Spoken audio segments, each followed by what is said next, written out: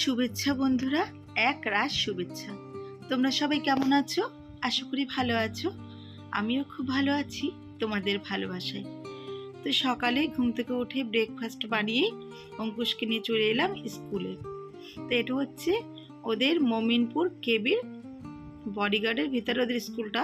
তো সেখানকারই চারপাশের প্রাকৃতিক দৃশ্য আমি তোমাদের সামনে তুলে ধরেছি। সকালটা ভীষণ ভালো লাগছিল, খুব শান্ত পরিবেশ ছিল, তো সেই জন্য তুলে ধরেছি। তারপরে ওকে স্কুলে দিয়ে আমরা চলে এসেছিলাম মাঝেরহাট স্টেশনে, কারণ আমি মাঝেরহাট থেকে ট্রেন ধরি।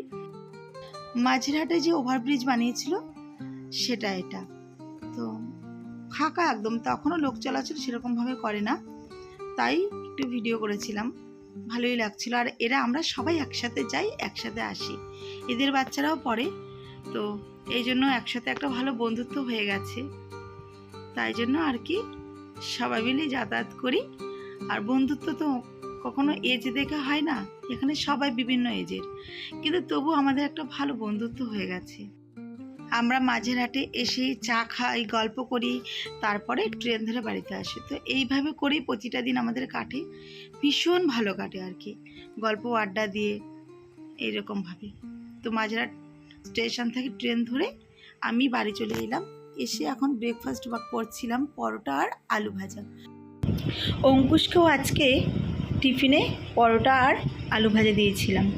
তারপরে দেখো আমি ব্রেকফাস্ট করে বর মাছ এনেছে, মাছ ধুতে লেগে গেলাম। আজকে এনেছিল ইলিশ মাছ, আর এনেছিল এটা মনে হয় গুজরালি মাছ বলে, তো ওই মাছই এনেছিল। আমার ছেলে যেহেতু ইলিশ মাছ খায় না, তাই জন্য ওর জন্য এই মাছ এনেছে। আর ঘরে চিংড়ি মাছও আছে, ওকে ভাবছি চিংড়ি মাছ করে দেবো আজকে। চিংড়ি মাছটা খুবই ভালো খায় আর কি। আর এদিকে ইলিশ মাছ আমি করব বেগুন দিয়ে, এই জন্য বেগুন এনেছে। বেগুন দিয়ে পাতলা ইলিশ মাছের ঝোল খেতে কিন্তু খুবই ভালো লাগে, তাই না? কচুরলতি, তোমরা কারা কারা কচুরলতি খেতে ভালোবাসো আমাকে কমেন্টস বক্সে জানিও। আমি কিন্তু ভীষণ ভালো খাই, মানে খুব ভালো লাগে কচুরলতি রান্না। আমি যখন বাপের বাড়িতে যাই তখন আমার মা আর কিছু করুক না করুক কচুরলতিটা রান্না করে, তো এই জন্য ভীষণ ভালো খাই। নিজের থেকেও আমার মায়ের হাতে রান্নাটা আমি বেশি ভালো খাই, কচুরলতি। তো এদিকে আমি ইলিশ মাছের মাথাগুলো ভেজে নিলাম, আর ছেলের জন্য চিংড়ি মাছটাও ভেজে নিলাম। চিংড়ি মাছটা একটু গামাখা ঝোল করে দেব জিরে বাটা দিয়ে, তাই জন্য। আর ও এটা ভালোই খায় খুব, এরকমই চিংড়ি মাছের যে কোনো আইটেম যেভাবেই দাও ওর কাছে সেটাই প্রিয়। এদিকে ইলিশ মাছ নুন হলুদ মাখিয়ে আমি হালকা হালকা করে ভেজে নেব, খুব বেশি ভাজবো না, কারণ ইলিশ মাছ ভাজলে না টেস্ট থাকে না, তাই হালকা করে ভেজে নেব, ভেজে তুলে নেব। তারপরে এদিকে দেখো ভাজা হয়ে গেছে, কড়াতে তেল দিয়ে তার মধ্যে অল্প করে কালো জিরা ফোড়ন দিয়ে তার মধ্যে এখন আমি এই যে ধুয়ে রাখা কচুরলতিগুলো দিয়ে দিলাম। কচুরলতিটা কিন্তু আমি বাড়িতেই কেটেছি, এনেছিল দুদিন আগে, ফ্রিজে ছিল, আমি ছাড়িয়ে রেখেছিলাম, আর আজকে রান্না করছি তাই জন্য। তো অল্প করে নুন আর হলুদ দিয়ে আমি তেলের মধ্যে একটু নেড়ে চেড়ে নেব কচুরলতিটা।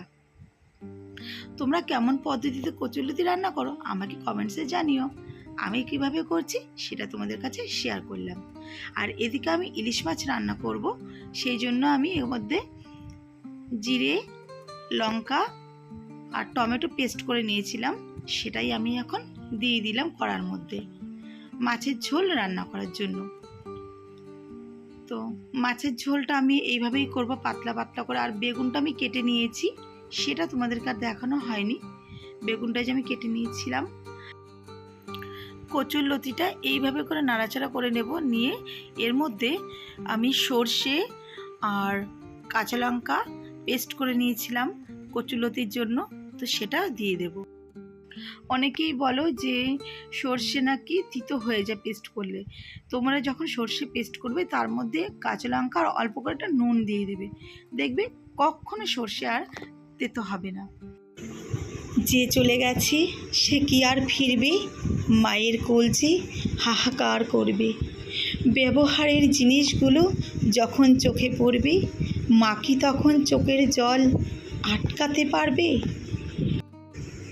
ওরে পাষণ্ড, তোরা মানুষ হয়ে জন্ম নিলি, একটা ফুলের মতো জীবন নষ্ট করে তোরা কি পেলি?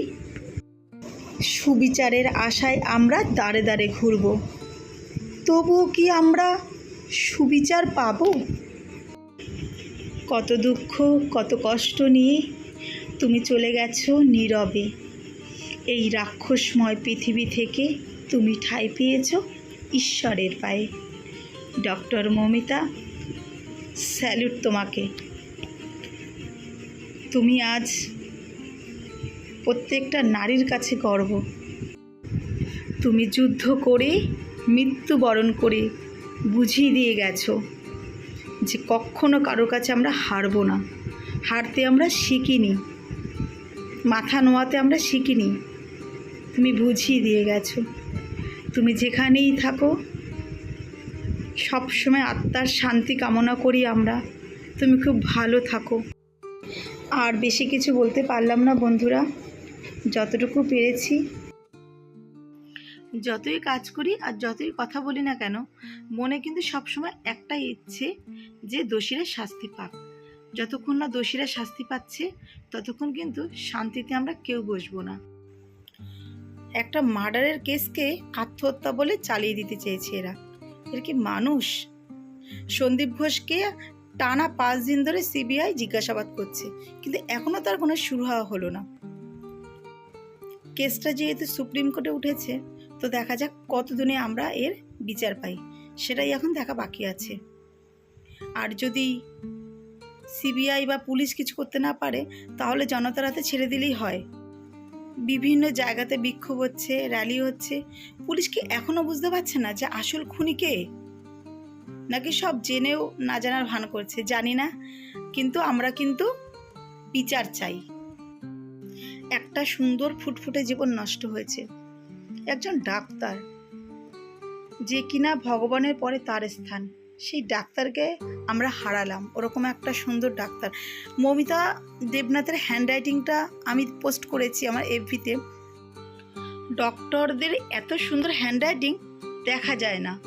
খুবই সুন্দর হ্যান্ডরাইটিং মৌমিতা দেবনাথের, কিন্তু কিছু করার নেই। মানে আমরা যাকে হারিয়েছি তাকে হয়তো আমরা আর পাবো না, কিন্তু জাস্টিস তো আমরা চাই, তাই না? এরকম কোনো মায়ের কোল যেন আর খালি না হয়, সেটাই আমরা খেয়াল রাখবো। হাসপাতালগুলোতে এখন কাজ বন্ধ হয়ে গেছে, কারণ যারা এখন অসুস্থ পেশেন্ট আছে তারাও এখন খুব চাপে পড়ে গেছে। তাদেরও এখন চিকিৎসা ঠিকঠাক হচ্ছে না। জানি না আর কত জীবন হয়তো এইভাবে শেষ হয়ে যাবে। এখন আমরা সুপ্রিম কোর্টের আশাতেই বসে থাকবো, সেটাই এখন করতে হবে। তো বন্ধুরা, আজকের ভিডিওটা আমার এই পর্যন্ত। তোমরা অবশ্যই পাশে থেকো আমার, আর আমাকে সাপোর্ট করো, এটাই তোমাদের কাছে রিকোয়েস্ট। আর সবাই ভালো থাকো, সুস্থ থাকো, সাবধানে থাকো। কেউ সেভ না আমরা, তা সবাইকেই বলছি টাটা।